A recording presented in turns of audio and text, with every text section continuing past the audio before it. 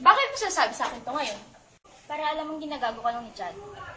Wow! Concern ha? Eh akala ko ba don't make comments about my personal life? Because I don't make comments about yours. Kaya ko din, no?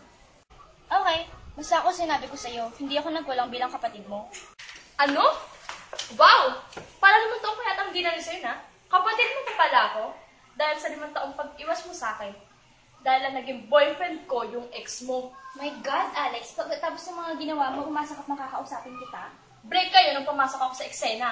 Pumasok ko sa eksena, kaya tuloy kami nag-break. Nag-break kayo dahil iniwan mo siya. Pinagpalit mo sa trabaho mo sa Amerika. That was for our future. Future? Future mo mukha mo. Ang sabi mo, ambisyosa ka. Mas pinili mo karir mo, di ba? Halos masiraan ang ulo sa tiyan nung iniwan mo. Kaya pala pinasukan mo.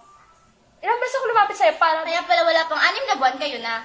Hoy, wala akong tinago sa'yo. Sinabi ko sa'yo na dinidiskatehan ako ng boyfriend mo. At sabi mo, okay lang sa'yo. You believe a minute? That's right. Eh, ano ba? Yun yung sinabi Read between the lines, Alex. Eh, pucha, hindi ako plastic. Plastic ka!